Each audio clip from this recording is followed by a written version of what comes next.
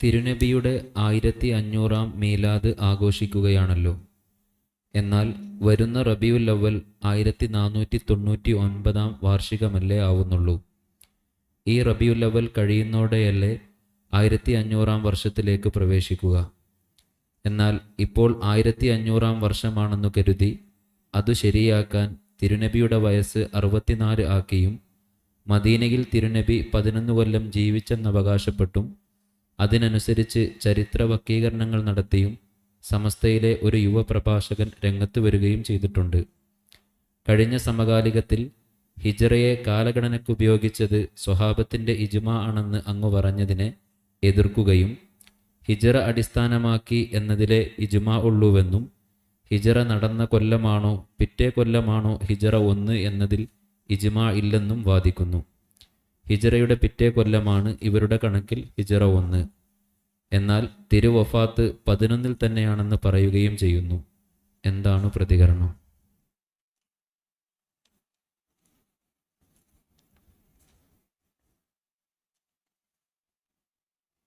വളരെ ചെറിയ ഒരു തെറ്റിദ്ധാരണയിൽ നിന്ന് ഉത്ഭവിച്ചിട്ടുള്ള ഈ വിഷയം പക്ഷേ അല്പം വിശദീകരിച്ചു തന്നെ മനസ്സിലാക്കേണ്ടതുണ്ട്. ഇങ്ങനെ ഹിജറാബ്ദത്തിൽ നമ്മൾ മനസ്സിലാക്കിയതിൽ നിന്ന് തെറ്റി പുതിയ രീതിയിലേക്ക് ക്രിസ്താബ്ദവുമായി ബന്ധപ്പെടുത്തിക്കൊണ്ട് സമീകരിച്ച് ചരിത്രത്തിൻ്റെ കണക്കുകളെയും ചരിത്രഗ്രന്ഥങ്ങളെയും നമ്മുടെ ഇമാമുകൾ രേഖപ്പെടുത്തിയിട്ടുള്ള വസ്തുതകളെയുമെല്ലാം അട്ടിമറിക്കുന്ന ഒരു സ്വഭാവത്തിലേക്ക് എത്തുന്നത് ചില ആളുകളെ അനുകരിച്ചുകൊണ്ടും ചിലർ ചെയ്തിട്ടുള്ളതിൻ്റെ യാഥാർത്ഥ്യം എന്താണെന്നും അവ എന്തെല്ലാം പൊല്ലാപ്പുകൾ സമൂഹത്ത് സൃഷ്ടിക്കുമെന്നും ഓർക്കാതെയാണെന്നത് കണ്ടു. സമസ്തയുടെ ഒരു യുവപ്രഭാഷകനും കടന്നു വരാൻ പറ്റാത്ത വിധം അഷ്റഫുൽ ഖൽഖ് സല്ലല്ലാഹു അലൈഹി വസല്ലമ തങ്ങളുടെ ജന്മനാൾ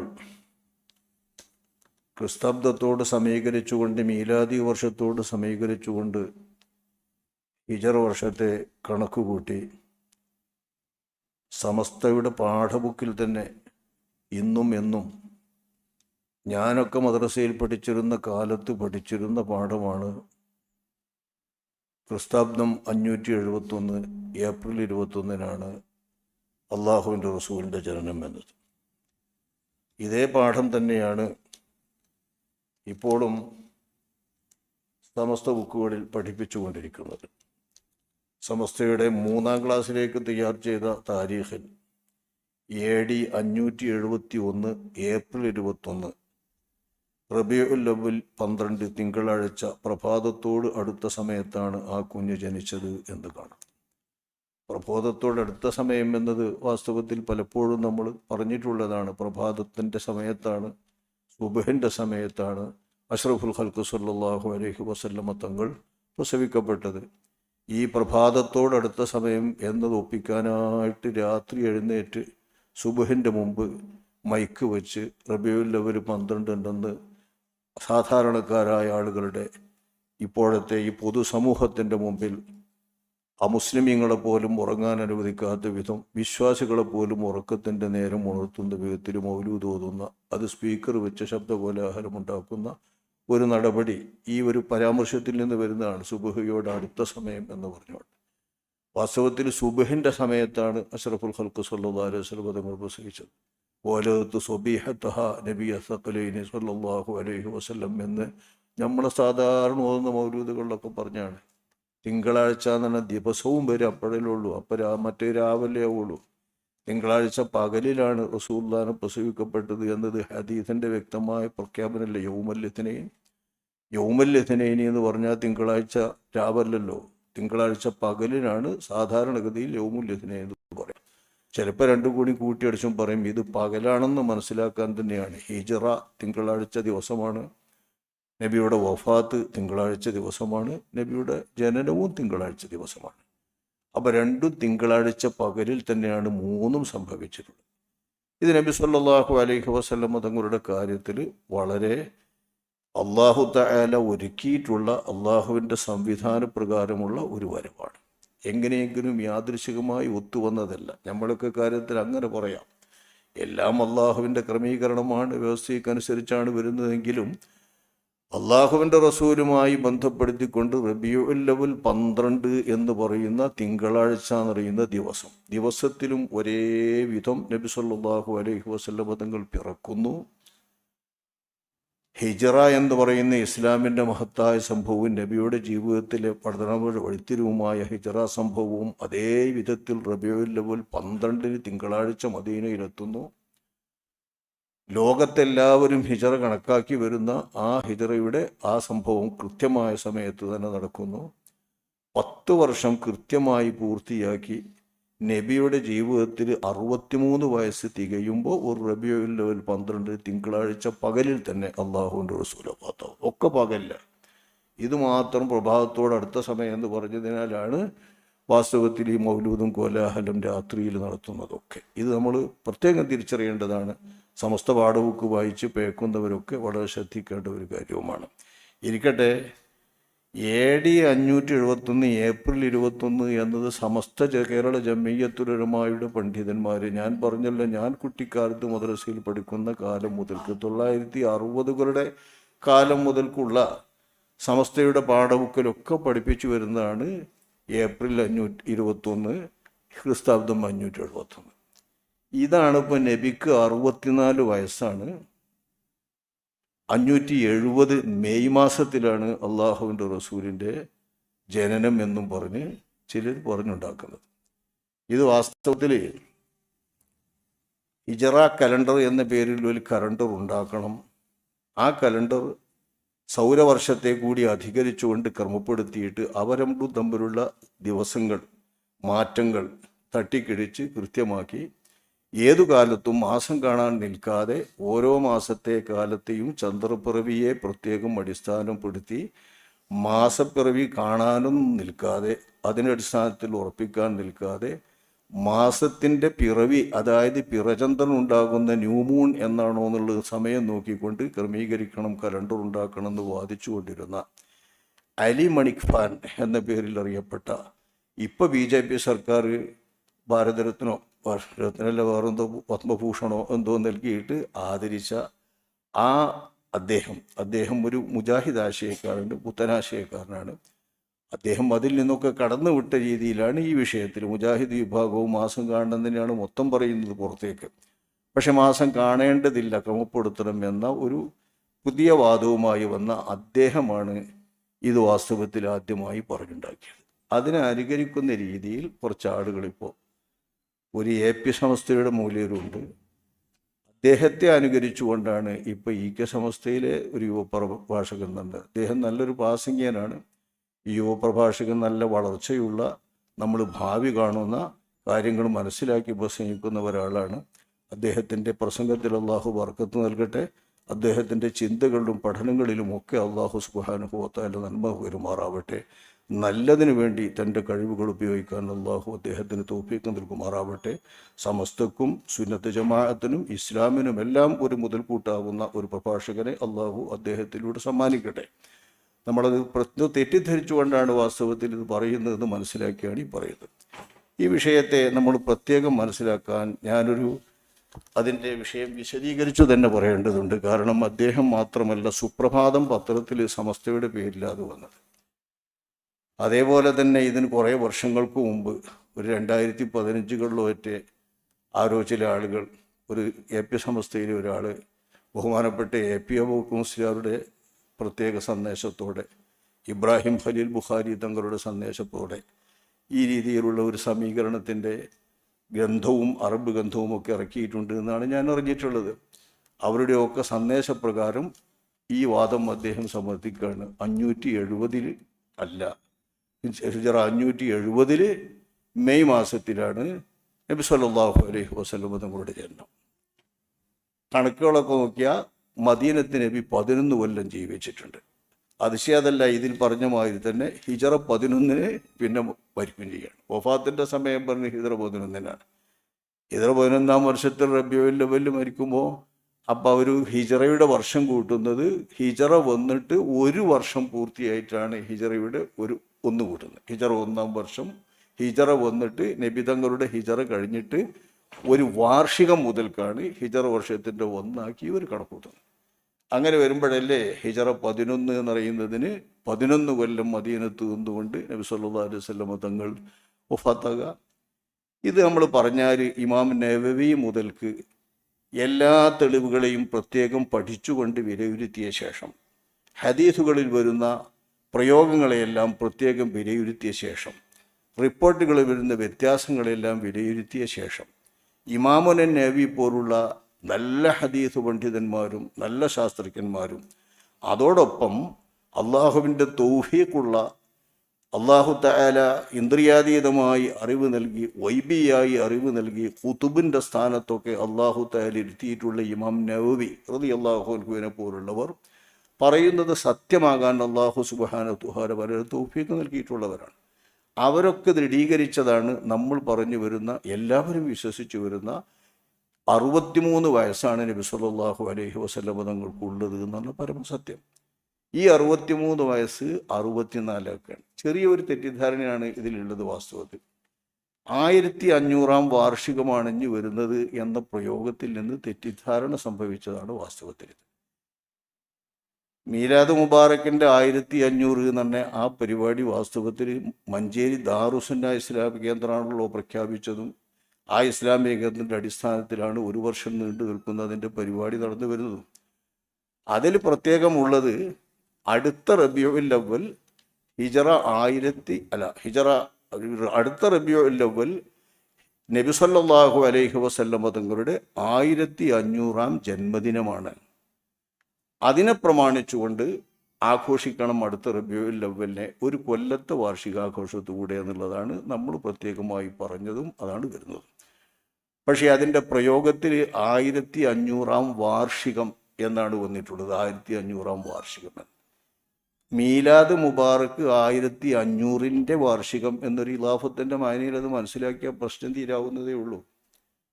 1499 അടുത്ത കൊല്ലം വാർഷിക കണക്കാണെങ്കിൽ വരിക. ഹിജറയുടെ വാർഷിക കണക്ക് എങ്ങനെ വരിക? ഒരു കൊല്ലം കഴിഞ്ഞ ശേഷമാണ് 1 വരിക. ഹിജറ 1 ഹിജറ 1 ഹിജറയുടെ വാർഷികം.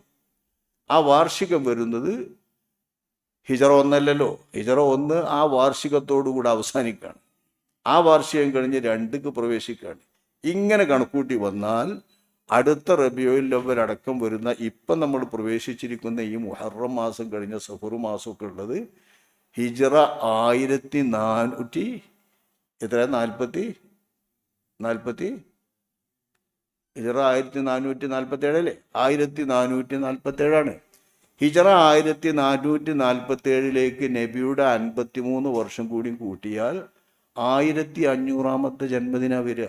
അത് 1499 ജന്മദിന വാർഷികമാണ്. ജന്മദിന വാർഷികമല്ല നമ്മൾ പറയുന്നത്. മീലാദ് മുബാറക്ക് 1500 അതിൻ്റെ വാർഷികം എന്നേ കൂട്ടേണ്ടുള്ളൂ. മീലാദ് മുബാറക്ക് 1500 വാർഷികം എന്ന് പറഞ്ഞാൽ 1500 വാർഷികം. അത്രമാത്രം മനസ്സിലാക്കാനേ ഉള്ളൂ. ഇത് മനസ്സിലാക്കിയ പ്രശ്നം തീരും. ഈ തെറ്റിദ്ധാരണയുടെ പ്രശ്നം പോകും. അങ്ങനെ വന്നാൽ നമ്മളെല്ലാവരും പറഞ്ഞു വരുന്ന രീതിയിൽ നമ്മൾ മാത്രമല്ല, നബിചരിതം എഴുതിയിട്ടുള്ള ആൾക്കാർ ക്രിസ്താബ്ദത്തെ സമീകരിച്ചുകൊണ്ടും ഹിജറാബ്ദത്തെയും ക്രിസ്താബ്ദത്തെയും ഒന്നിച്ച് സമീകരിച്ചുകൊണ്ട് കണക്ക് വെച്ചവരൊക്കെ പണ്ടേ പറഞ്ഞിട്ടുള്ളത് 571 തന്നെയാണ്. അങ്ങനെയാണ് സമസ്തൻ്റെ ബുക്കിലും മറ്റുള്ള പുസ്തകങ്ങളിലൊക്കെ ഇത് വരുന്നത്. അതെല്ലാം പേച്ചിട്ടുണ്ട്. ഒരു കൊല്ലം സല്ലല്ലാഹു അലൈഹി വസല്ലം തങ്ങൾക്ക് പേച്ചിട്ടുണ്ട്. ഹിജറ വരുന്നതിൻ്റെ കൊല്ലക്കണക്കും പേച്ചിട്ടുണ്ട്. എന്നാൽ അതിനൊക്കെ ആധാരമോ ഈ കൊല്ലം 1500 വാർഷികമാണ്. ഇത് അതാകണമെങ്കിൽ ഒരു കൊല്ലം മുമ്പ് ജനിക്കണം. ഇതാ 1500 ജന്മദിനം എന്ന് പറയുന്നത് നബി ജനിച്ച ഒരു ദിനല്ലേ? അത് 1ാമത്തെ ജന്മദിനാണല്ലോ. ജന്മദിനം വാർഷികമല്ല. നമ്മൾ സാധാരണ ജന്മദിനം ഒരു കൊല്ലം കഴിയുമ്പോഴാണ് അതിൻ്റെ എന്താ നമ്മളിവിടെ കഴിക്കൽ? ആ ബർത്ത്ഡേ കഴിക്കുമ്പോഴാണ് നമ്മൾ പറയാ. ബർത്ത്ഡേ വാസ്തവത്തിൽ 2ാം ദിനത്തിലാണ് കഴിക്കുക, 2ാം ജന്മദിനത്തിൽ. 1ാം ജന്മദിനം ജനിച്ച ദിവസമല്ലേ. അപ്പൊ ഹിജറയുടെ വർഷം പിന്നെ വരുന്നേ ഉള്ളൂ. ഹിജറ പിന്നെ ഉമർ എന്ന് പറയുന്ന കാലത്ത് വരുന്നതാണ്. നബി സല്ലല്ലാഹു അലൈഹി വസല്ലം തങ്ങൾ ജനിക്കുന്നത് ക്രിസ്തബ്ദം 571. ക്രിസ്തബ്ദം അതിൻ്റെ മുമ്പുണ്ട്, നമുക്കറിയാലോ. കൊല്ലം കൊണ്ട് തന്നെ കണക്കൂട്ടാൽ 1447 ഇപ്പോൾ ഹിജറ. ക്രിസ്തബ്ദം അതിൻ്റെ മുമ്പുണ്ട്. ഹിജറബ്ദത്തിൻ്റെ മുമ്പ് ക്രിസ്തബ്ദമുണ്ട്, അത് ശരിയാ എന്ന് കരുതിയിട്ട് സൗരവർഷം ചന്ദ്രവർഷത്തിൻ്റെ മുമ്പുണ്ട് എന്ന് മനസ്സിലാക്കരുത്. വലിയൊരു ഭീമാബദ്ധമാണ്. ആ അബദ്ധത്തിലേക്ക് ആരും പ്രവേശിക്കുകയും ചെയ്യരുത്. ഇവിടെയൊക്കെ ആ അബദ്ധം സംഭവിക്കുന്ന ഇതുകൊണ്ടാണ്. ഈ സമീകരിച്ചുകൊണ്ട് മനസ്സിലാക്കുന്നവരൊക്കെ ഏപ്രിൽ 21 571 എന്ന് പറഞ്ഞത് മുബാറക് ഫൂരി അടക്കമുള്ള നബിചരിത്രം എഴുതിയിട്ടുള്ള റഹീഖുൽ സൽസലും മറ്റൊക്കെ എഴുതിയിട്ടുള്ള മുബാറക് ഫൂരി അടക്കമുള്ളവർ അദ്ദേഹത്തിൻ്റെ ഗ്രന്ഥത്തിൽ പറയുമ്പോഴും 2 വലിയ കണക്കൂട്ടിയത് എന്ന് അവലംബിച്ചുകൊണ്ടാണ് അദ്ദേഹം പറയുന്നത്. അപ്പോഴും 571 ഏപ്രിൽ 21 പറയുന്നത്. ഇതുവരെയുള്ള കണക്കുകളൊക്കെ കൃത്യമാക്കിയാൽ ഈ പറയുന്ന റബീഉൽ അവ്വൽ 12 തിങ്കളാഴ്ച, നബി സല്ലല്ലാഹു അലൈഹി വസല്ലം തങ്ങൾ ജനിച്ചത് ഏപ്രിൽ 21, ക്രിസ്താബ്ദം 571 തിങ്കളാഴ്ച. അങ്ങനെ കണക്കൂട്ടിയാൽ ശരിക്കും 63 വയസ്സും കിട്ടും. ഹിജറാബ്ദം നമ്മൾ കണക്കൂടി വരുന്ന മാതിരി പ്രത്യേകമായിട്ട് തന്നെ തിങ്കളാഴ്ച ദിവസം റബീഉൽ അവ്വൽ 12 കിട്ടും.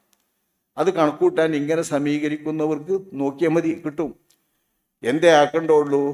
ഈ വർഷം 1500-ാം വാർഷികമാണ് നബിദിനത്തിൻ്റെ എന്ന് പറയരുത്. പിന്നെന്ത് പറയണം?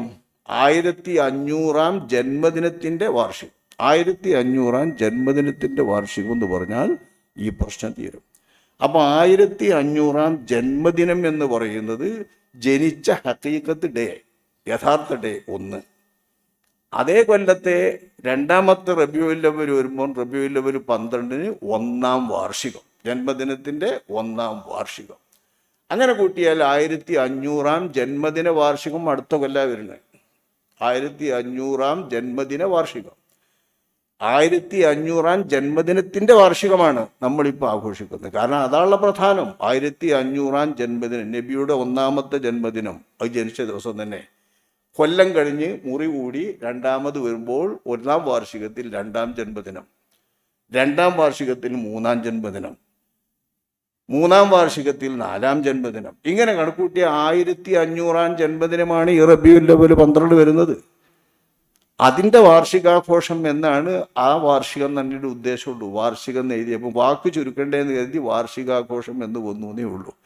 ഇത് ശരിയാക്കിയിട്ട് ഉറപ്പിച്ചു വെച്ചിട്ട് പിന്നെ മേപ്പിടുക്ക് കൂട്ടുക തന്നിട്ട് ഇതൊപ്പിച്ചിട്ടല്ല. കാരണം ഇതിൻ്റെ മുമ്പ് 2015-ലെ ഈ വകയൊരു കുഴപ്പം വന്നിട്ടുണ്ട് എന്നാ. അത് ഈ സൗരവർഷവും ചന്ദ്രിക വർഷവും ഇത് രണ്ടും തമ്മിൽ സമീകരിക്കുന്നതിനൊരു കണക്കുണ്ട്. സമീകരിക്കുക എന്ന് പറഞ്ഞതൊക്കെ നമുക്ക് തിരിയാൻ വേണ്ടിയിട്ടുള്ളൊരു സമീകരണമാണ്. വാസ്തവത്തിൽ ഇതുമായി ബന്ധപ്പെട്ട് നാം മനസ്സിലാക്കേണ്ട ഒരു വസ്തുത, അല്ലാഹു സുബ്ഹാനഹു വ തആല മാസങ്ങൾ കണക്ക് കൂട്ടാനും കൊല്ലം കണക്ക് കൂട്ടാനും അള്ളാഹു നിശ്ചയിച്ചിട്ടുള്ളതും ശരിക്കും സൗകര്യപ്രദവും അതിൻ്റെ കൃത്യത കിട്ടുന്നതും ചാന്ദ്രിക വർഷം. അല്ലാതെ ഏതാ മാസം കണക്ക് കൂട്ടാൻ പറ്റുന്നത്? ഉണ്ടാക്കി കൂട്ടുകയാണ്. ഓരോ കലണ്ടർ അനുസരിച്ച് ഉണ്ടാക്കി കൂട്ടുകയാണ്. സൂര്യോദയത്തിനനുസരിച്ചുള്ള സൂര്യചക്രത്തിനനുസരിച്ചുള്ള കൊല്ലം. വാസ്തവത്തിൽ സൂര്യചക്രത്തിനനുസരിച്ച് എങ്ങനെയാണ് കൊല്ലം കൂട്ടാൻ കഴിയുന്നത്?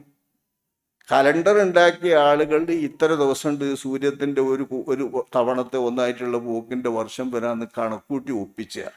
ഈ ഒപ്പിച്ചത് 365 ദിവസം പിന്നുള്ള സമയം കൂടി കണക്കൂട്ടി കൃത്യമാക്കുമ്പോൾ കൊല്ലങ്ങൾ കഴിയുമ്പോൾ മാറ്റേണ്ടി വരിക. അപ്പോൾ ഫെബ്രുവരി 28 ചിലപ്പോൾ 29 ആവും.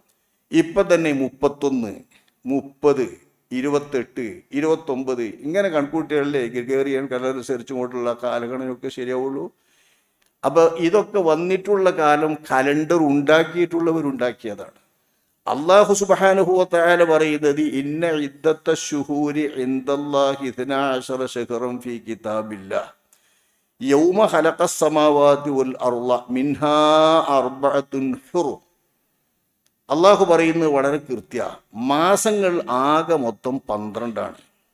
ഈ 12 മാസങ്ങൾ അള്ളാഹുവിൻ്റെ കിതാബിൽ അള്ളാഹു നിശ്ചയിച്ചിട്ടുള്ളതാണ്. വേദത്തിൽ നിന്നുള്ളത് മാത്രമല്ല, അള്ളാഹു തആല മുൻകൂട്ടി നിശ്ചയിച്ചിട്ടുള്ള അവൻ്റെ അറിവിലെ 12 മാസമാണ്.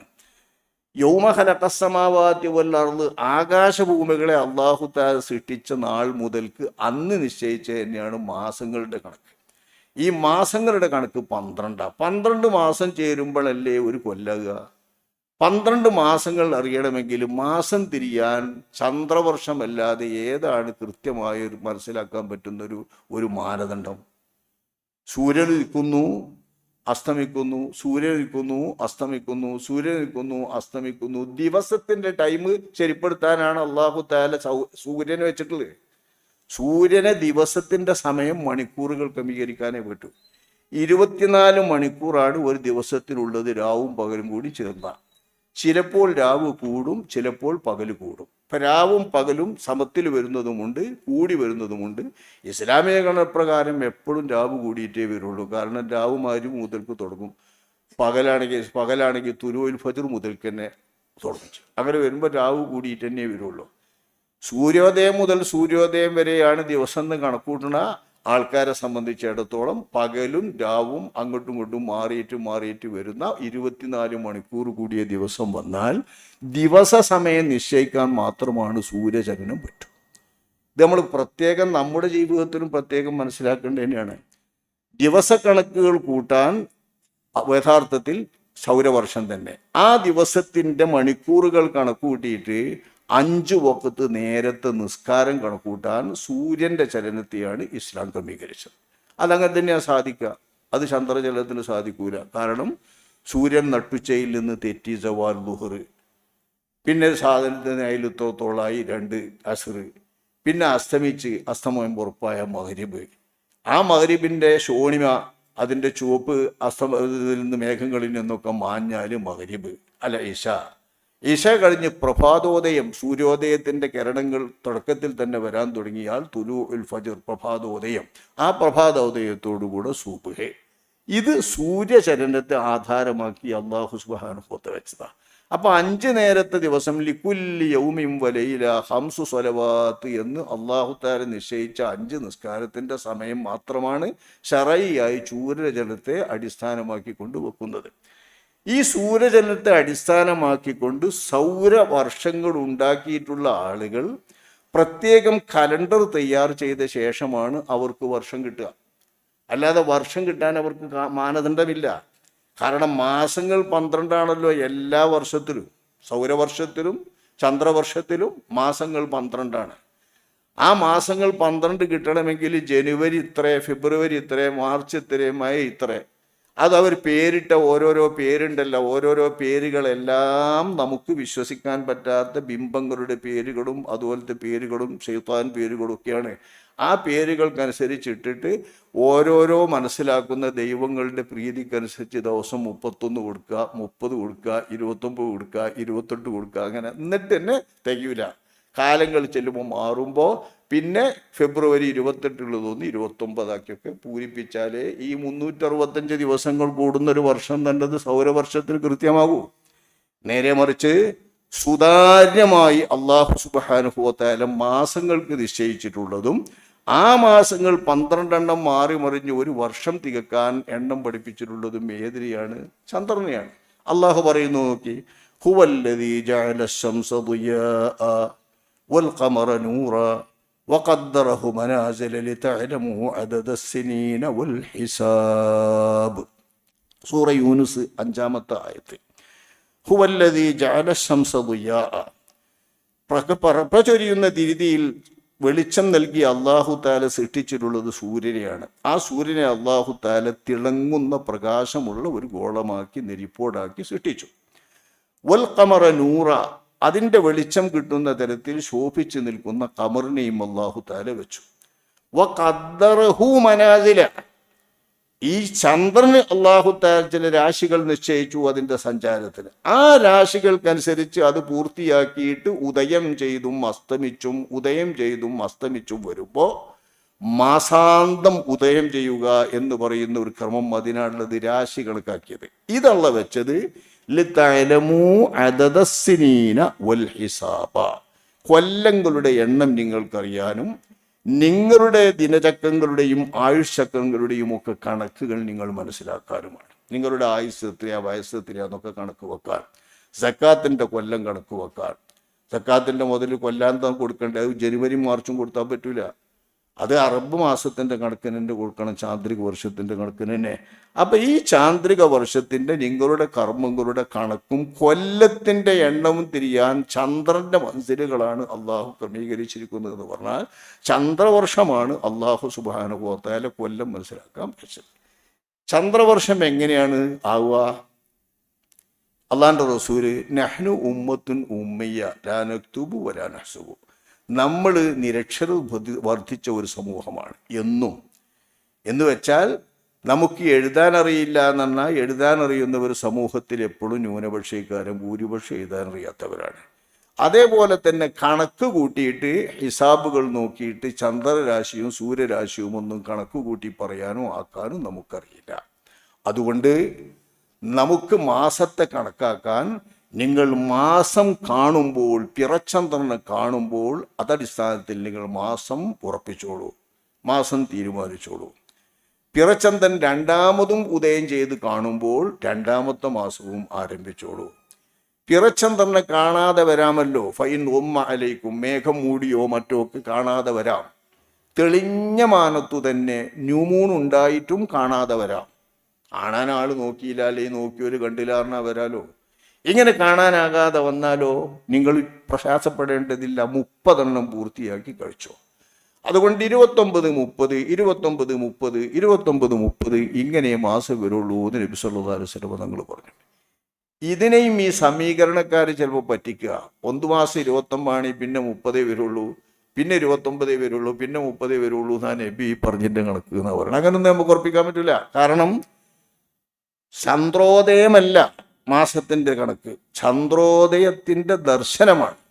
ചന്ദ്രോദയത്തിൻ്റെ ദർശനം, ഉദയചന്ദ്രൻ്റെ, പിറവി ചന്ദ്രൻ്റെ ദർശനം എന്ന് പറയുന്നത് മനുഷ്യൻ കണ്ടെങ്കിൽ, അള്ളാഹു തൗഫീക്ക് ചെയ്തെങ്കിൽ തന്നെ കിട്ടുള്ളൂ. കണ്ടാലും പോരാ, കണ്ടോനെ വിശ്വസിക്കാഞ്ഞാലും മതി.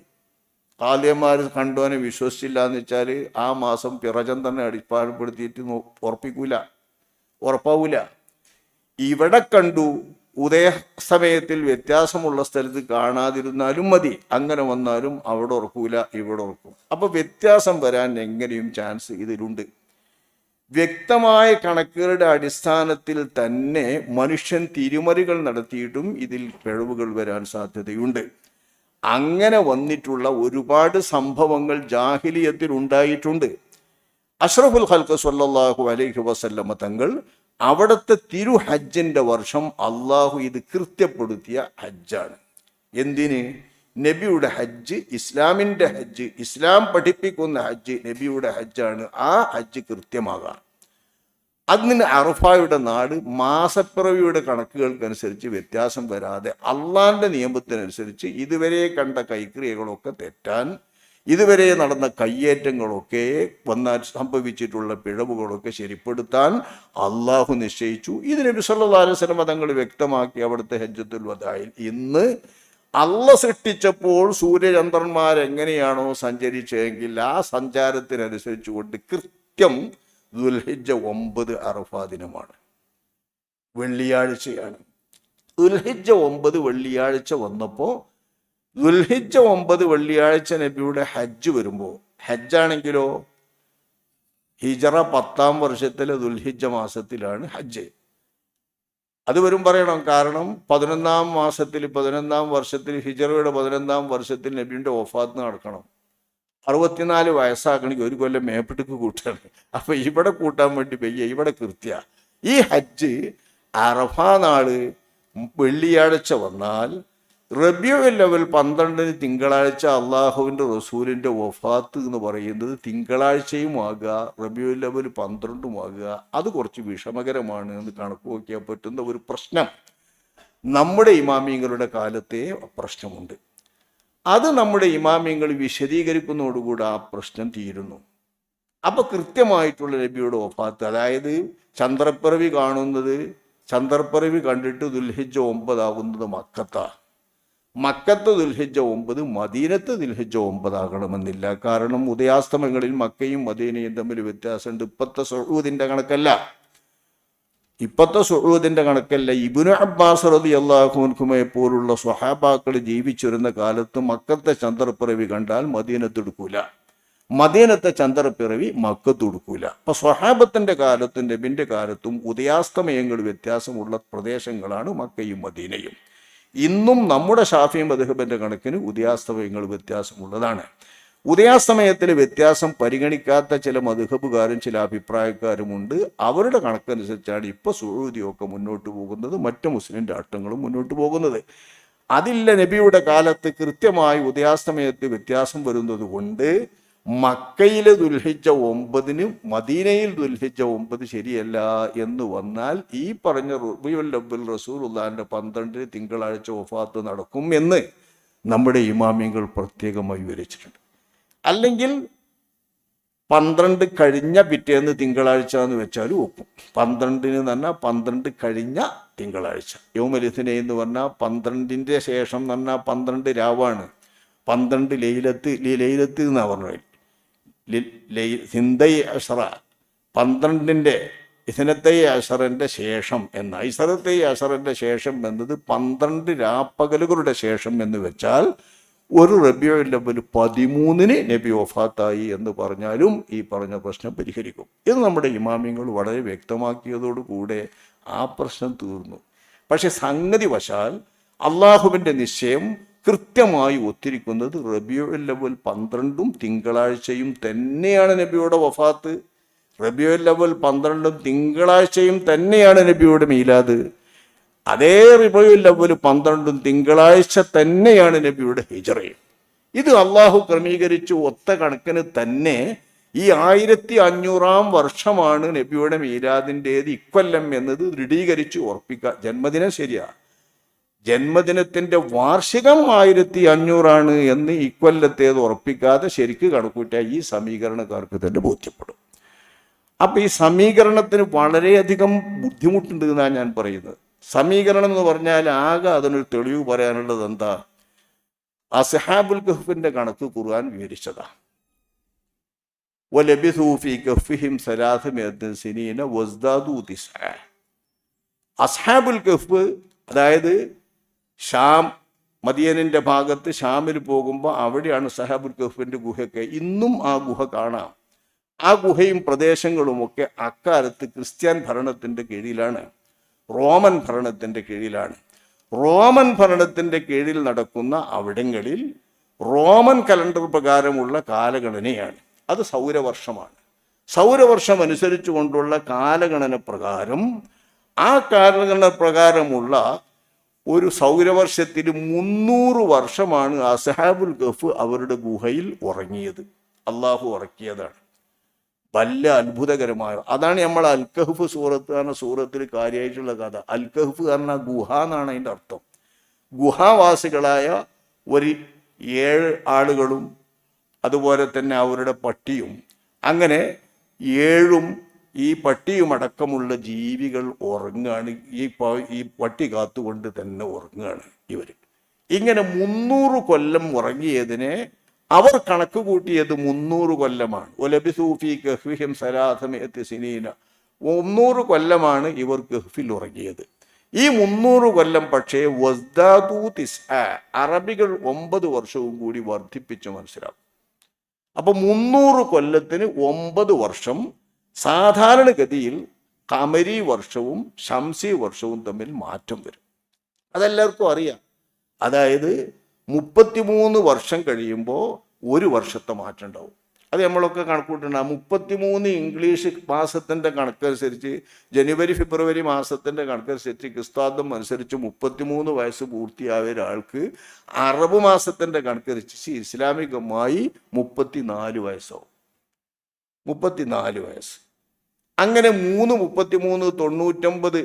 ആ 99 ഒന്നും കൂടി കൂടിയാൽ കൃത്യമായിട്ട് വരും. മറ്റേ ചില ദിവസങ്ങളുടെ വ്യത്യാസം ഉണ്ടാവുള്ളൂ. കൃത്യമായിട്ട് വരും 100 വർഷം. ശംസി വർഷം അതായത് സൗരവർഷം 100 വർഷമായാൽ 3 വർഷം ചന്ദ്രവർഷം കൂടും. ഇത് അറബും ക്രിസ്താബ്ദവും തമ്മിലുള്ള മാറ്റമാകുന്നു എന്ന് ഖുർആൻ പറഞ്ഞിട്ടുണ്ട്. ഈ മാറ്റം പറഞ്ഞാൽ തന്നെ തിരിയല്ലേ നമുക്ക് സമീകരിക്കാൻ പറ്റൂല. സമീകരിച്ചുകൊണ്ട് പോയാൽ ഈ മാറ്റം വളരെയധികം വിഷമം സൃഷ്ടിക്കും. കാരണം നമ്മളിപ്പോ പറയണ മാതിരി മാസത്തിന്റെ ന്യൂമൂണ് ശരിക്കും ഉദയം ചെയ്തിട്ട് തന്നെ ആ മാസപ്പിറവി കാണാതിരുന്നാൽ, മറ്റേതെങ്കിലും കാര്യത്താൽ കാണാതിരുന്ന, ഉദാഹരണമായി 5 മിനിറ്റേ ഉള്ളൂ അസ്തമയ ശേഷം, ന്യൂമൂൺ കഴിഞ്ഞ് അസ്തമയ ശേഷം ഒരു 5 മിനിറ്റേ അന്തരീക്ഷത്തിൽ ഉള്ളൂ പിറചന്ദ്രൻ, കാണൂല. അങ്ങനെ കാണാതിരുന്നാൽ ന്യൂമൂൺ ഉണ്ടായിട്ടും ചന്ദ്രപ്പിറവി ഉണ്ടായിട്ടും കാണുന്നില്ല, മാസം കാണൂല, പിറ്റേന്ന് 30 പൂർത്തിയാക്കിയിട്ട് ഒന്നേ ആവുള്ളൂ.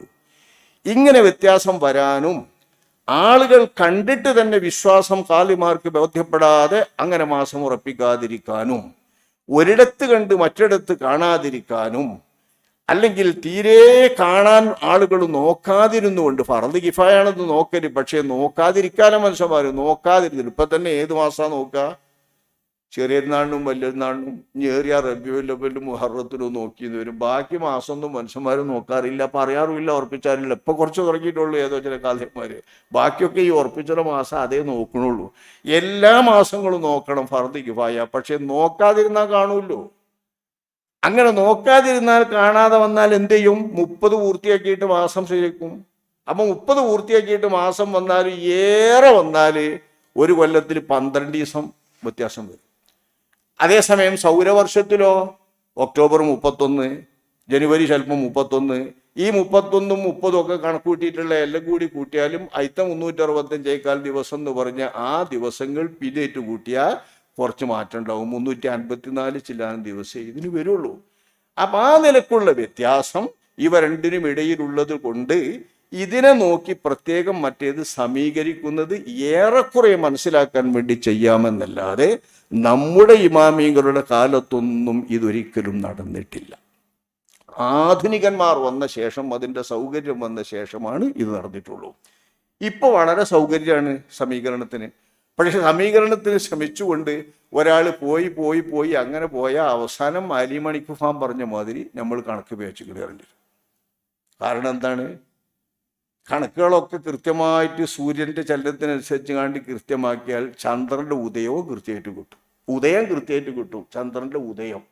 പക്ഷേ ചന്ദ്രോദയമല്ല മാസപ്പിറവിയുടെ നിദാനം, ചന്ദ്രോദയത്തിൻ്റെ ദർശനമാണ്.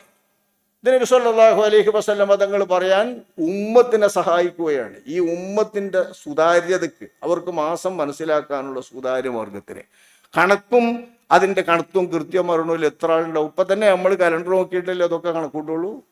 കലണ്ടറുകാരെ ഉറപ്പിച്ച് വിശ്വസിക്കുക, ആ വിശ്വാസത്തിനനുസരിച്ച് നമുക്ക് ആക്കാൻ പറ്റുള്ളൂ. മുൻകൂട്ടി കാലയെ കൂട്ടിക്കൊണ്ട് ഇങ്ങനെ കലണ്ടർ നിശ്ചയിച്ചാൽ.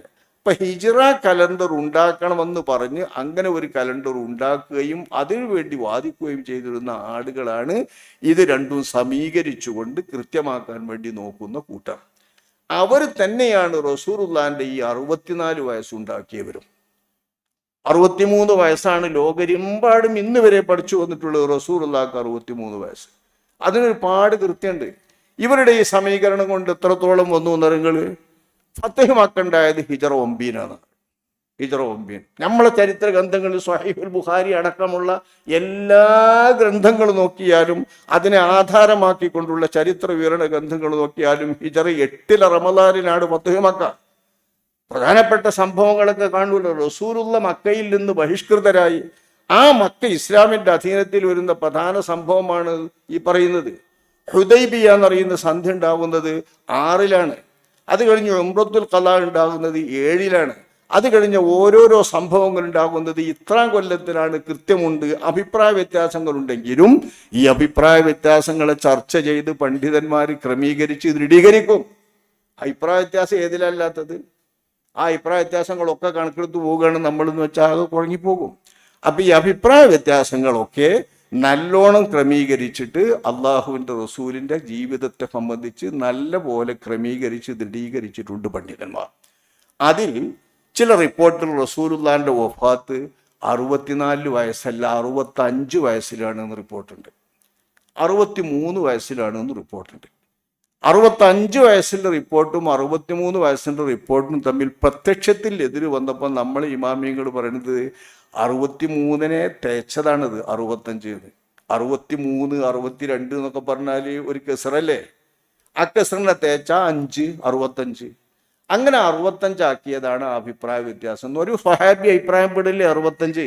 അപ്പൊ 65 എന്ന് പറഞ്ഞാൽ എങ്ങനെയാ? 63 വയസ്സായാൽ അത് ചിലർ 65 അറിയും. ഒരു 70 വയസ്സായാൽ 68 വയസ്സായ ചിലർ 70 എന്ന് പറയും. അങ്ങനെയുള്ളതിൻ്റെ കണക്ക്. അങ്ങനെ 70, 5 ഈ 10 അതേപോലെ 5 എന്നൊക്കെ പറയുന്നത് ഖണ്ഡങ്ങളല്ലേ. ഈ ഖണ്ഡങ്ങൾക്കനുസരിച്ചുകൊണ്ട് 63 വയസ്സിന്റെ കുറവ് തീർത്ത് 65 എന്ന് പറഞ്ഞതാണ്. ഈ സമീകരണക്കാർ പറയുന്നതോ 63 എന്നും ഹദീസിലുണ്ട്, 64 എന്നും ഹദീസിലുണ്ട്. അപ്പൊ ഞങ്ങൾ ജമ്മ ചെയ്തു 64. ഹദീസിൽ 63 ഒന്ന്, ഒരു റിപ്പോർട്ടിൽ 65. ഇതിനെ നമ്മളെ ഇമാമിയങ്ങൾ മനസ്സിലാക്കി തന്ന് 63 കൃത്യമാണ്. അത് കണക്കൂട്ടി വെക്കുക ഒക്കുന്നുണ്ട്, ശരിയാ. ഈ 63 കാരണം 13 വർഷക്കാലം നബി സല്ലല്ലാഹു അലൈഹി വസല്ലം തങ്ങൾ മക്കത്ത, 10 വർഷക്കാലം നുബൂവത്തിൻ്റെത് നബി മദീനത്ത, 23, 40 വർഷക്കാലം നുബൂവത്തിന്റെ മുൻപും. ഇത് വളരെ കൃത്യമല്ലേ കണക്ക്? 40, 23, 63. ഇത് നമ്മൾ കുട്ടിക്കാലത്ത് പഠിക്കുന്നതല്ല. മുസ്ലിം ഉമ്മത്ത് എല്ലാവരും മനസ്സിലാക്കി വരുന്നൊരു കഥയാണ്. ഈ 63 ബുഖാരിയിലെ ഹദീസിലടക്കം ഉണ്ടാകുമ്പോൾ ഈ 63 റിപ്പോർട്ട് 63 എന്നുള്ളത് ബലപ്പെടുത്താണ്. പിന്നെ 65 എന്ന് പറഞ്ഞാൽ ചില സ്വഹാബികളുടെ അഭിപ്രായമാണ്. അവർ ഈ 63-നെ 65 ഗണ്ഡം തേച്ചതാണ് എന്ന് നമ്മൾ ഇമാമിയങ്ങൾ മറുപടി പറയാം. അപ്പൊ ഇവര് പറയുന്ന എന്താ? ഈ സമീകരണക്കാർ ഇപ്പൊ 570 അള്ളാന്റെ റസൂലിന്റെ 71 റസൂൽ അള്ളാന്റെ ജന്നം കൊണ്ടുപോകുന്ന ആളുകൾ കാണിക്കുന്നത് 63 65 അഭിപ്രായ വ്യത്യാസമുണ്ട്. അപ്പൊ അതിനെ ജമ്മ് ചെയ്താൽ 64. എന്ത് ജമ്മ അത്? മൂന്നാമത്തെ അഭിപ്രായം ഉണ്ടാക്കലാണോ ജമ്മ്?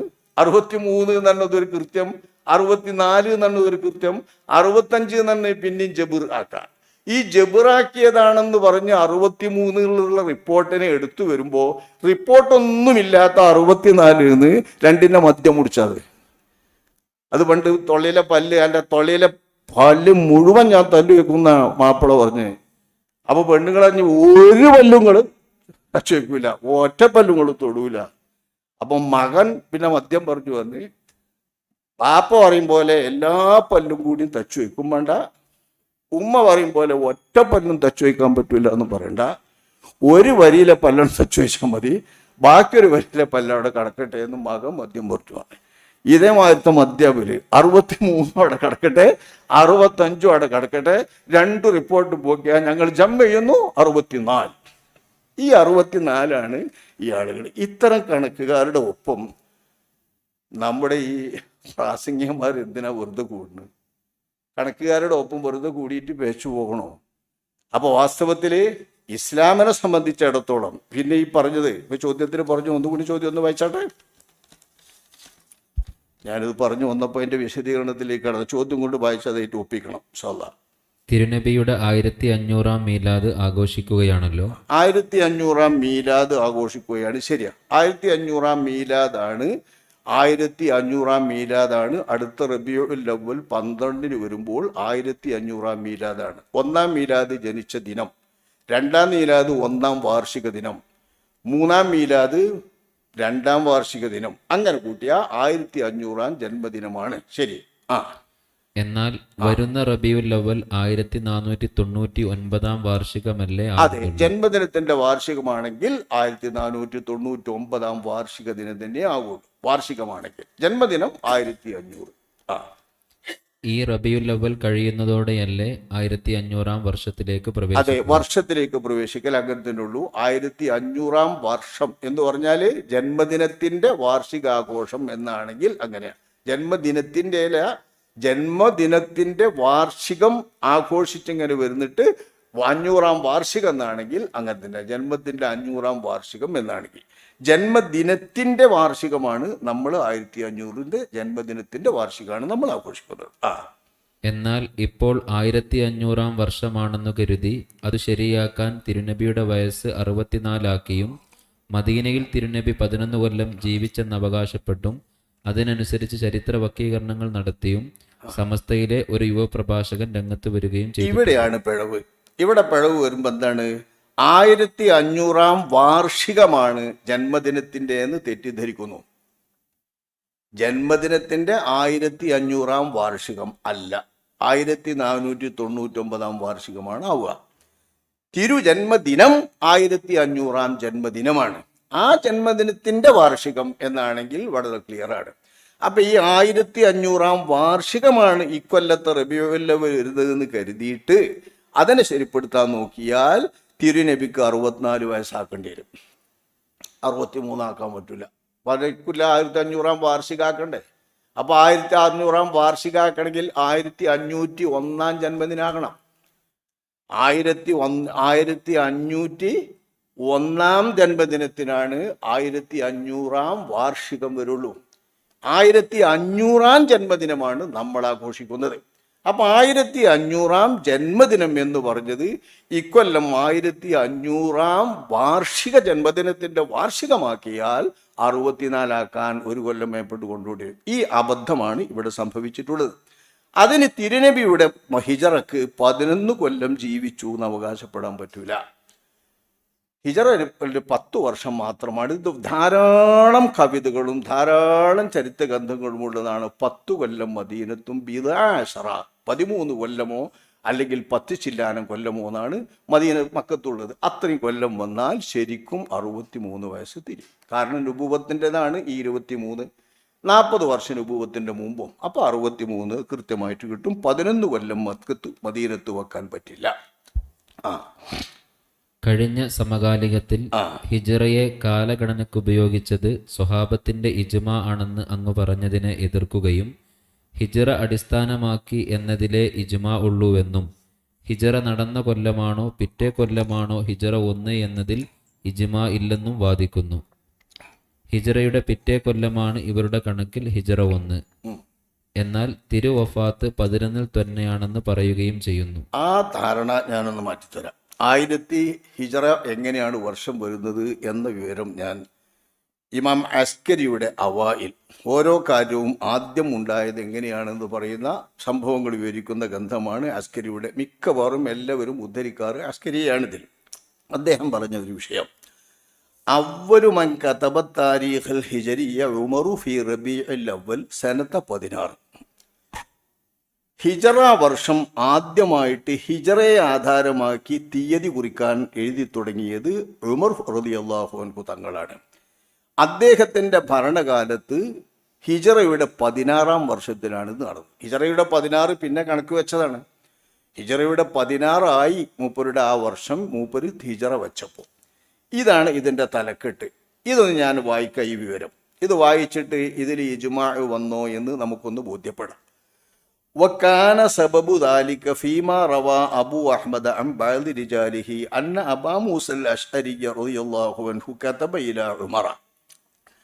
ഉമർ എന്നവരിലേക്ക് അബൂ മൂസൽ അശ്അരി തങ്ങൾ അവർ എഴുതി, അന്നഹു യഅ്തീനാ മിൻ ഖിബലി അമീറിൽ മുഅ്മിനീന കുതുബുൻ, പല എഴുത്തുകളും അമീറുൽ മുഅ്മിനീന്റെ ഭാഗത്ത് നിന്ന് നമുക്ക് വരുന്നു. ലാ നദ്രി അലാ അയ്യിഹാ യുഅ്മൽ, ഏതനുസരിച്ചാണ് പ്രവർത്തിക്കേണ്ടത് നമുക്ക് പിടികിട്ടുന്നില്ല. ഖദ് ഖറഅനാ സ്വക്കൻ മിൻഹു മഹില്ലുഹു ശഅബാൻ, ഒരു ലിഖിതം നിങ്ങളുടേത് കിട്ടി, ഒരു കത്ത്. അതായത് ഗവർണർമാർക്ക് അയക്കാണ് ഉമർ എന്നവർ ഖലീഫ, കത്ത് ദൂതന്മാരുടെ അടുത്ത് കൊടുത്തയക്കാണ്. ആ കത്തിൽ അതിൻ്റെ ഇറക്കിയ ദിവസം, അതിൻ്റെ അവതരണ ദിവസം കാണുന്നത് ശഅബാൻ എന്നാണ്. ഫമാനദിരി അയ്യു ശഅബാനൈനിൽ മാദി അമിൽ ആത്തി, ഏത് ശഅബാൻ, കഴിഞ്ഞ ശഅബാനാണോ അതോ ഇനി വരുന്ന ശഅബാനാണോ അതോ ഇപ്പം വരുന്ന ശഅബാൻ തിരിയല്ലോ. ഷഅബാൻ എന്ന് കണ്ടുകൊണ്ട് മാത്രം വെച്ചിട്ട്, അത് അറബികളുടെ മാസഗണനാണ് ഷഅബാൻ. ഷഅബാൻ എന്ന് മാസം വെച്ചുകൊണ്ട് മാത്രം വന്നാൽ ഷഅബാന് കഴിഞ്ഞ കൊല്ലുണ്ടാവും, ഇക്കൊല്ലുണ്ടാവും. കൊല്ലത്തിൻ്റെ കണക്ക് കിട്ടണ്ടേ? കൊല്ലത്തിൻ്റെ കണക്കിന് അറബികൾക്കൊരു കൊല്ലക്കണക്കില്ല. അപ്പം അങ്ങനെ വരുമ്പോൾ എന്താ ചെയ്യേണ്ടത്? നമ്മൾ ഏത് ഷഅബാൻ എടുക്കണമെന്ന് അബൂ മൂസൽ അശ്അരി ഒരു പ്രശ്നം ഖലീഫയുടെ അടുത്തേക്ക് എഴുതുന്നു. ഫഅമില ഉമറു റളിയല്ലാഹു അൻഹു അലാ കത്ബി താരീഖ്, അപ്പോൾ തീയതി എഴുതാനുള്ള ഒരു പരിപാടി മഹാനായ ഉമർ എന്നവർ ആവിഷ്കരിച്ചു, നടപ്പാക്കി. അദ്ദേഹം എന്താ നടപ്പാക്കിയത്? വ അറാദ അൻ യജഅല അവ്വലഹു ശഹ്റ റമളാൻ. ഇപ്പം ഇത് ഷഅബാനിലാണ് പ്രശ്നം. ഈ ഷഅബാനിൽ പ്രശ്നം വരുമ്പോൾ അത് തീർക്കുന്ന മഹാൻ തൊട്ടടുത്ത് റമദാനാണ് വരുന്നത്. ആ റമദാനെ 1-ാം മാസമാക്കിയിട്ട് കൊല്ലം തീരുമാനിക്കുക എന്ന് വെച്ചു. അടുത്ത ഈ റമദാനെ 1-ാം കൊല്ലമാക്കിയിട്ട് തീരുമാനിക്കുക എന്ന് വെച്ചു.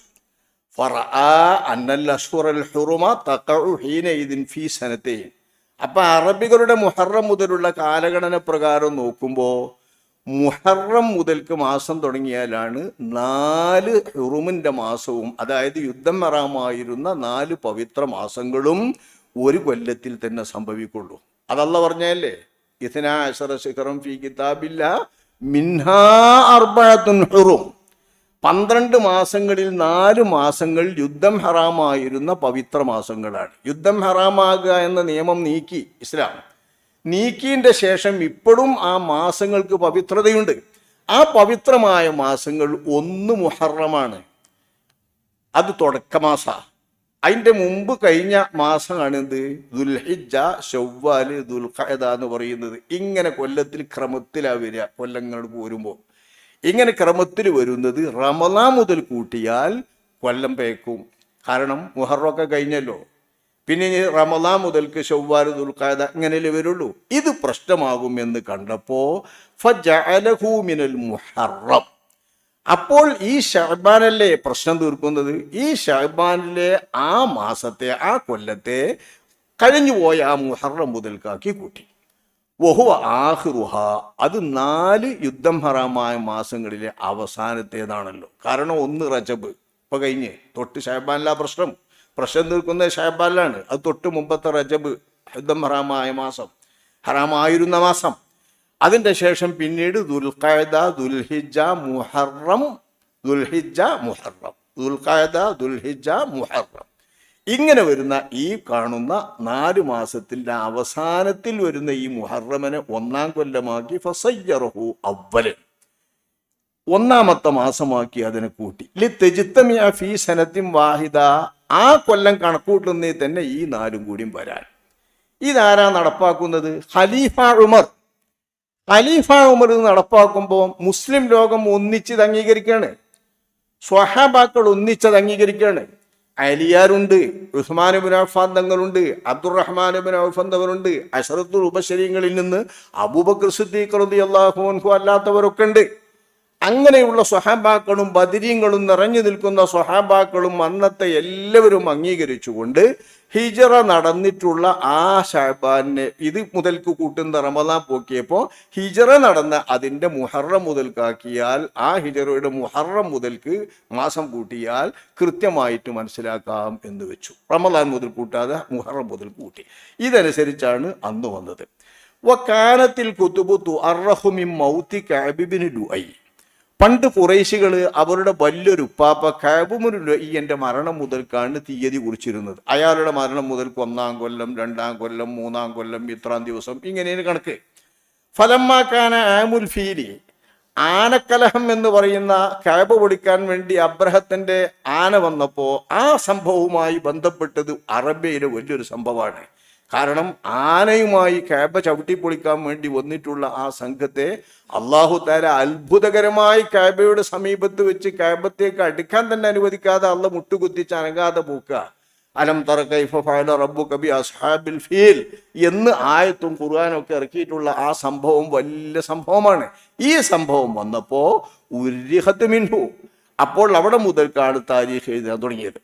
വക്കാലത്തിൽ മുദ്ദത്തു ബൈനഹുമാ 520 സന, 520 കൊല്ലമുണ്ട് ഈ 2 സംഭവത്തിൻ്റെ ഇടയിൽ. കഅബ് ലുഅയ്യിന്റെയും ഈദിൻ്റെയും ഇടയിൽ 520 വർഷത്തെ വ്യത്യാസമുണ്ട്. അപ്പൊ 520 വർഷം കഅബ് ലുഅയ്യിന്റെ മൗത്ത് മുതൽക്ക് 520-ാം വർഷം വരെ വെച്ചിരുന്നു. അത് കഴിഞ്ഞാണ് എന്ത് സംഭവിക്കുന്നത്? ആന സംഭവം. അവിടെ അങ്ങോട്ട് എത്തിയപ്പോൾ ആനക്കലഹത്തിന്റെ ഇത്രാം ദിവസം, ഇത്രാം വർഷം, ആനക്കലഹ വർഷം, ഗജവർഷം, 2-ാം കൊല്ലം, 3-ാം കൊല്ലം, ഇങ്ങനെ കണക്കൂട്ടി വന്നു. അർറഹ ബനു ഇസ്മായില, അതിൻ്റെ മുമ്പ് ഇസ്മായിലിന്റെ മക്കളായിട്ട്, അതായത് ഖുറൈശികൾ വരുന്നതിന് മുമ്പ് ഇസ്മായിലിന്റെ മക്കളെന്ന അറബികൾ താരീഖ് വെച്ചിരുന്ന മിന്നാരി ഇബ്രാഹിം, ഇബ്രാഹിം നബിയെ വധിക്കാൻ വേണ്ടി, കരിക്കാൻ വേണ്ടി ഉണ്ടാക്കിയ തീകുണ്ടല്ലോ, ആ തീകുണ്ടത്തിന്റെ സംഭവം മുതൽക്ക് ആ കൊല്ലം കണക്കൂട്ടിയിരുന്നത്. ഇലാ ബിനാഇഹിൽ ബൈത്ത്, കഅബ അദ്ദേഹം നിർമ്മിക്കുന്നത് വരെ. കഅബ നിർമ്മിച്ചപ്പോൾ പിന്നെ കഅബ മുതൽക്കായി. ഇലാ തഫറുഖി മഅദ്, മഅദ് എന്ന നബിയുടെ 20-ാമത്തെ ഉപ്പാപ്പ വേർപിരിഞ്ഞു പോയ ആ കാലം വരെ കബീലക്കാർ വേർപിരിഞ്ഞു പോയത് വരേക്കുള്ള കണക്ക്. ഒമിൻ തഫറുഖി മഅദ്ദിനില മൗത്തി കഅബിബിനുൽ അയ്യ, മഅദ്ദിന്റെ വേർപിരിവ് മുതൽക്ക് കഅബൂനുൽ അയ്യന്റെ മരണം വരെ കണക്ക് കൂട്ടിയിട്ടാ ബനു ഇസ്മായിൽ മൊത്തം അറബികൾ വന്നിരുന്നത്. ഫുമ്മ അർറഹു ബി ആമിൽ ഫീൽ, ആമുൽ ഫീൽ ഉണ്ടായത് മുതൽക്ക് അവർ ആമിൽ ഫീൽ കൊണ്ട് താരീഖ് എഴുതി. ഫുമ്മ മിനൽ ഹിജറ, പിന്നെയാണ് ഹിജറ മുതൽക്ക് താരീഖ് എഴുതിയത്. ഈ താരീഖ് എഴുതിയ സംഭവമാണ് ഇത്. ഏത്? ഉമറുൽ ഫാറൂഖിന്റെ കാലത്ത്. ഇരിക്കട്ടെ, ഉമറുൽ ഫാറൂഖിന്റെ കാലത്ത് അക്കൊല്ലം മുഹറം മുതൽക്ക് കൂട്ടിയിട്ട് അതെന്താ പ്രശ്നം എന്ന് വെച്ചാൽ റബീഉൽ അവ്വൽ മൂന്നാമത്തെ മാസമല്ലേ, മൂന്നാമത്തെ മാസം മുതൽക്ക് ഹിജറ കൂട്ടിയാൽ റബീഉൽ അവ്വലോട് റബീഉൽ അവ്വൽ പിന്നെ അങ്ങനെ പോകുമ്പോഴാണ് ഈ പ്രശ്നങ്ങൾ വരിക. ഇടമാസമൊക്കെ ആക്കിയാൽ പ്രശ്നം വരും. ഷഅബാനിലാണ് മൂപ്പർ ഈ പരിപാടി കാണുന്നത്. അപ്പം മൂപ്പർ റമളാൻ തുടങ്ങാന്ന് വിചാരിച്ചു. അപ്പം വന്ന പ്രശ്നങ്ങൾ റബീഉൽ അവ്വൽ വെച്ചാലും വരും. അപ്പൊ ആ പ്രശ്നങ്ങൾ തീർക്കാൻ ബഹുമാനപ്പെട്ട ഉമർ എന്നവര് ഹിജറ നടന്ന റബീഉൽ അവ്വലിന്റെ 2 മാസങ്ങൾ മുമ്പും കൂടി കൂട്ടി. എന്നിട്ട് ആക്കിയതാണ് ഹിജറ 1-ാം വർഷം. ഒരു വർഷം പൂർത്തിയാക്കിയിട്ട് 1-ാം വർഷം എന്നറിയില്ല, അതിന് 1-ാം വർഷം എന്നാ പറയാ. ഒരു വർഷം പൂർത്തിയാക്കിയ 2-ാം വർഷമല്ലേ, ഒരു വർഷം പൂർത്തിയാക്കിയ 2-ാം വർഷമല്ലേ കണക്ക് എല്ലായിടത്തും വരും. ഞങ്ങൾ എവിടെ എങ്ങനെ എന്ത് കണക്കിലും കേട്ടുക്കണത്? ഒരു വർഷം പൂർത്തിയാക്കിയാൽ പിന്നെ 2-ാം വർഷം എന്നല്ലേ എല്ലാവരും പറയാ. ഒരു വർഷം പൂർത്തിയാക്കിയിട്ട് 1-ാം വർഷം എന്നറിയില്ല. അപ്പൊ 1-ാം വർഷം എന്ന് പറയുന്നത് ഹിജറ വന്ന കാലമാണ്. ഹിജറ വന്നത് റബീഉൽ അവ്വലിലാണെങ്കിലും അതിന്റെ മുൻപത്തെ 2 മാസം മുഹറം മുതൽക്കേ 1-ാം വർഷം കൂട്ടി. എന്തിന്? പ്രശ്നം തീർക്കാൻ. അപർവത്തൻഹുറും ഒരേ കാലത്ത് വരുന്ന പ്രശ്നം ശരിയാക്കാൻ. അങ്ങനെ വരാൻ വേണ്ടിയിട്ട് 1-ാം വർഷം അന്നത്തേത് കൂട്ടി. ഇത് ഉമറുൽ ഫാറൂഖ് എന്നവർ കൂട്ടിയത് കണക്കിന് വരുമ്പോ മൂപ്പര് നടപ്പാക്കിയ ആ കാലം വരുന്നത് ഹിജറയുടെ 16-ാം വർഷം. 11-ാം വർഷം റബീഉൽ അവ്വൽ നബി തങ്ങൾ മൗത്തായി, വഫാത്തായി. 12, 13, 14 11-ാം വർഷം റബീഉൽ അവ്വൽ. 13, 14 കഴിഞ്ഞ് 14-ാം വർഷം 15-ാം വർഷത്തിന്റെ തർക്കത്തിലായി ബഹുമാനപ്പെട്ട അബൂബക്കർ സിദ്ദീഖ് എന്നവർ വഫാത്തായി. അവർ വഫാത്തായ ശേഷം ബഹുമാനപ്പെട്ട ഉമർ എന്നവർ ഭരണാധികാരത്തിൽ വന്നതിന്റെ വർഷങ്ങൾ കഴിഞ്ഞാണ് ഈ 16-ാം വർഷമായത്. ഈ 16-ാം വർഷത്തിൽ ഇത് നടപ്പാക്കിയപ്പോൾ അവിടെ മുതൽ ഇന്ന് വരെ 1470 കൂട്ടത് 1447 എന്ന് കൂട്ടുന്നത് മുസ്ലിം ലോകത്തെ മുഴുവൻ ഇജ്മാഅല്ലേ. ഹിജറയുടെ 1447-ാം വർഷമാണ് ഇപ്പോൾ എന്ന് സമ്മതിക്കാത്ത വല്ല മുസ്ലിമുണ്ടോ? ഏതെങ്കിലും മുസ്ലിമീങ്ങളുണ്ടോ? നിങ്ങളൊന്ന് കണക്ക് നോക്കി, ഏത് കലണ്ടർ എടുത്തു നോക്കിയാലല്ല കാണുക. പിന്നെ ഇജ്മാ എന്നാണെങ്കിൽ സ്വഹാബത്ത് തന്നെ ഏകോപിക്കണമെന്നാണോ? സ്വഹാബത്ത് ഏകോപിച്ചതാ ഞാനീ പറഞ്ഞത്. സ്വഹാബത്ത് ഏകോപിച്ച 1-ാം വർഷം മുതൽക്ക് 1447 ഇപ്പം വർഷം എന്ന് പറയുന്നത് സമ്മതിക്കാത്ത വല്ലവരുമുണ്ടോ? ഈ സമീകരണക്കാരും സമ്മതിക്കൂലേ? അപ്പൊ ഇത്രയും കാലങ്ങൾ കൃത്യമായിട്ട് പോരണമെങ്കിൽ ഹിജ്റ സംഭവം നടന്നിട്ട് 1447-ാം വർഷമാണിത് എന്നല്ലേ നമ്മൾ കണക്കൂട്ടുന്നത്. നബിന്റെ മീലാദാണ് കാലം കണക്കില്ലാത്തത്, ഹിജറക്ക് കണക്കില്ലാത്തത്. കാരണം മീലാദ് കഴിഞ്ഞിട്ട് 53 വയസ്സ് കഴിഞ്ഞിട്ടല്ലേ ഹിജറ. അപ്പൊ അതിനാണ് 53 വർഷം അപ്പുറം കൂട്ടുന്നത്. അപ്പോൾ അത് ഗജസംഭവത്തിന്റെ 50-ാം നാളിലാണ് റസൂലുള്ളാഹിന്റെ ജനനം എന്ന് വന്നപ്പോൾ അതിനെയാണ് ക്രിസ്തു വർഷത്തോട് സമീകരിക്കാൻ വേണ്ടി ചില ആധുനിക പണ്ഡിതന്മാർ ശ്രമിച്ചത്. ആധുനിക പണ്ഡിതന്മാർ ശ്രമിച്ചതനുസരിച്ച് പറഞ്ഞു വരുന്ന തീയതിയാണ് സമസ്തന്റെ ബുക്കിൽ ഇന്നും പഠിപ്പിക്കുന്നത്. ഈ സമസ്തന്റെ ബുക്കിൽ പഠിച്ചവരും പഠിപ്പിക്കുന്നവരും ഇപ്പോഴും ആ സമസ്തക്കൊപ്പം നിൽക്കുന്നവരും അതൊക്കെ എഴുതി വരുന്ന ഈ സമസ്ത പണ്ഡിതന്മാരെ ബഹുമാനപ്പെട്ട ഇ.കെ. അബൂബക്കർ മുസ്ലിയാർ അടക്കമുള്ളവരുടെ നേതൃത്വത്തിൽ പഠിപ്പിച്ചു വരുന്നതല്ലേ ഇത്. കഴിഞ്ഞുപോയ അവരുടെ നേതാക്കന്മാർ മുഴുവൻ നേതൃത്വത്തിൽ പഠിപ്പിച്ചു വരുന്നതല്ലത്. ഇപ്പൊ സയ്യിദ് ജിഫിരി മുത്തുക്കോയ തങ്ങളുടെ നേതൃത്വത്തിൽ പഠിച്ചു വരുന്നതല്ലേ ഇത്. ഇതിന്റെ മുമ്പ് ചെറുശ്ശേരി സൈനുദ്ദീൻ മുസ്ലിയാരുടെ നേതൃത്വത്തിൽ പഠിപ്പിച്ചു വരുന്നതല്ലേ ഇത്. അതിൻ്റെയൊക്കെ മുമ്പ് കണക്കൂട്ടിയ പറവണ്ണ വൈദ്യൻകുട്ടി മുസ്ലിയാർ മുതൽക്കണ്ടുള്ള എല്ലാ വിദ്യാഭ്യാസ ബോർഡിന്റെ പുസ്തകങ്ങൾ ഉണ്ടാക്കിയപ്പോഴും ഹിജറ ഈ ആഗസ്റ്റ് അല്ല ക്രിസ്താബ്ദം 571 ഏപ്രിൽ 21-ാം തീയതിയാണ് നബിയുടെ ജനനം എന്നാണ് പഠിപ്പിച്ചത്. ആ സമീകരണം ആധുനിക പണ്ഡിതന്മാർ സമീകരിച്ച് തീയതി നോക്കിയതാണ്. അത് ശരിയാവട്ടെ ശരിയല്ലാതിരിക്കട്ടെ നമുക്ക് പ്രശ്നമല്ല. നമ്മളെ സംബന്ധിച്ചിടത്തോളം ഹിജറാബ്ദം ശരിയായാലും മതി. റസൂലുള്ളാഹിന്റെ മീലാദ് ശരിയാകേണ്ട കാര്യം നമുക്ക് റബീഉൽ അവ്വൽ 12 നബിതങ്ങൾ പറഞ്ഞപ്പോൾ നബിതങ്ങളുടെ സുതാര്യമായ ജീവിത വർഷങ്ങളാണ് മക്കയിലെയും മദീനയിലെയും ജീവിത വർഷം. 63 വയസ്സാണ് നബി ജീവിച്ചത് എന്ന് പറയാത്ത മുസ്ലിമീങ്ങൾ ഇന്നത്തെ കാലത്തില്ല. നമ്മൾ പഠിച്ച കാലത്തൊന്നുമില്ല. ആ കണക്കിന് 63 വയസ്സിന് ഇജ്മാ. ഇത് ഹദീസിൽ വ്യക്തമായിട്ടുണ്ട് താനും. അതിനെ കൂട്ടിച്ചേർത്തുകൊണ്ട് ചിലർ അഭിപ്രായം പറയുമ്പോൾ, ചില സ്വഹാബിമാർ അഭിപ്രായം പറയുമ്പോൾ 65 എന്ന് പറഞ്ഞ പ്രശ്നം മാത്രമേ ഉള്ളൂ. അതിന് ആ 2 അഭിപ്രായങ്ങൾക്ക് പുറമെ ഒരഭിപ്രായം കൂടി പുതിയതുണ്ടാക്കല. ഇങ്ങനെ ഉണ്ടാക്കിയിട്ടാണോ പ്രശ്നം തീർക്കല്? ഹദീസിൽ വാരിതായ കൃത്യമായ 2 ദിവസങ്ങൾ ഒപ്പിച്ചാൻ വേണ്ടി ഞങ്ങൾ നടൂര് 64 എന്ന് അറിഞ്ഞു എന്ന് പറയലാണോ? അല്ലാതെ ഒരു ന്യായവും ഈ പറയുന്നതിനല്ല. പറയുന്ന ന്യായങ്ങൾ മുഴുവൻ അതിബാലിശമാണ്. ഇതിനെ കണക്ക് വെച്ചിട്ട് നമുക്ക് ശരിക്കും വിസ്തരിക്കാൻ കഴിയും. നമ്മളിപ്പോൾ ചിന്തിക്കേണ്ടത്, പാവങ്ങളിൽപ്പെട്ട ആരെങ്കിലും എങ്ങനെയെങ്കിലും തെറ്റിദ്ധരിച്ച് പറയുന്നുണ്ടെങ്കിൽ അവരൊന്ന് സാവകാശം അവധാനപൂർവ്വം ആലോചിക്കട്ടെ. ഇപ്പോൾ വരുന്നത് നബി സല്ലല്ലാഹു അലൈഹി വസല്ലമ തങ്ങളുടെ ജന്മദിനത്തിൻ്റെ 1499 വാർഷികമാണ്. അതാവട്ടെ 1500 ജന്മദിനമാണ്. 1500 ജന്മദിനമായ മീലാദ് മുബാറക്കാണ് ഈ റബീഉൽ അവ്വൽ 12 വരുന്നത്. വാർഷികം കൂട്ടാണെങ്കിൽ 1499 വാർഷിക ജന്മദിനമാണ്. ജന്മദിനത്തിന്റെ വാർഷികമാണെങ്കിൽ അങ്ങനെ. നമ്മൾ 1500 ജന്മദിനത്തിന്റെ വാർഷികമാണ് ആഘോഷിക്കുന്നത്. 1500 ജന്മദിനമാണ് ഈ റബീഉൽ അവ്വൽ 12. ഇത് വെച്ചിട്ടൊന്ന് സമീകരിച്ചു നോക്കൂ, കൃത്യമായിട്ട് കിട്ടും 1571 തീയതിയൊക്കെ അങ്ങോട്ടും ഇങ്ങോട്ടും പേക്കും. തീയതി പേക്കുന്നത് എന്തുകൊണ്ടാണ്? മാസം കാണുമ്പോൾ പേക്കും, മാസം കാണുമ്പോൾ ഇഞ്ചും പേക്കും. അപ്പൊ ഈ സമീകരണത്തിന്റെ വേല അത്ര നന്നല്ല. കാരണം ആ സമീകരണവുമായി പോയ ക്രിസ്താബ്ദത്തിനോട് ഒപ്പിക്കാൻ വേണ്ടി ഹിജറ വർഷത്തെ നാശാക്കുക. കാരണം മാസം കാണുന്നിടത്ത് ആളുകൾ പേച്ചിക്കണെന്ന് വിധി എഴുതാൻ വേഗമുണ്ട്. ഇതിനെ 29 അക്ഷരങ്ങളും പഠിപ്പിച്ചിട്ട് ആണ് ഇതിലേക്ക് ചെല്ലുന്നത്. അത് അലിഫ് ബ. അങ്ങനെയാണ് അന്നും ഇന്നും. അപ്പോൾ പണ്ട് കാലം മുതൽ പഠിപ്പിച്ചു വരുന്നതും മനഃശാസ്ത്രജ്ഞന്മാർ അംഗീകരിച്ചതും എല്ലാം അക്ഷരങ്ങൾ പഠിപ്പിച്ചിട്ട് ആ അക്ഷരങ്ങൾ കൊണ്ട് വാക്കുണ്ടാക്കുന്ന രീതി, അവ എഴുതുന്ന രീതി, ഇത് പഠിപ്പിക്കുന്നതാണ് ശാസ്ത്രീയം. അത് മനഃശാസ്ത്രജ്ഞന്മാരും മറ്റെല്ലാവരും കൃത്യമായി തെളിയിച്ചതാണ്. ഇത് ഏതോ ചില ആളുകൾ പഠിപ്പിക്കലിൻ്റെ സൗകര്യാർത്ഥം, ഭാഷ പഠിപ്പിക്കലിൻ്റെ സൗകര്യാർത്ഥം ഉണ്ടാക്കിയ ഒന്നായിരുന്നു അത്. ഇത് അബദ്ധത്തിലേക്ക് പോയി പരമാബദ്ധത്തിലേക്കും ഭീമാബദ്ധത്തിലേക്കും ചെന്നെത്തിയിരിക്കുന്ന ഒരു ചുറ്റുപാടിൽ ഇപ്പോഴും അക്ഷരം വേണ്ട എന്ന് പറഞ്ഞിരുന്നാൽ അത് മഹാമോശമായിട്ടായിരിക്കും അത് പര്യവസാനിക്കുക. അതുകൊണ്ട് തന്നെ നമ്മുടെ മദ്രസയിൽ പഠിപ്പിക്കുന്നത് ശരിയായ രീതിയാണ്. അതൊന്നുകൂടി നല്ല മനസ്സിലാക്കുക. ഖുർആനിലെ പദങ്ങളാണ് പഠിപ്പിക്കുന്നത്. ഖുർആനിൽ വന്ന അക്ഷരങ്ങൾ ആണ് അറബ് അക്ഷരങ്ങൾ. ആ അക്ഷരങ്ങൾ കൊണ്ട് ഖുർആനിൽ ഏതൊക്കെ പദം വന്നു എന്നാണ് നമ്മൾ വാക്കിൽ വാക്ക് പഠിപ്പിക്കുന്നത്. എന്നല്ലാതെ അറബി ഭാഷന്റെ വീടുകളല്ല, ഖുർആനിലെ പദങ്ങളാണ് പഠിപ്പിക്കുന്നത്.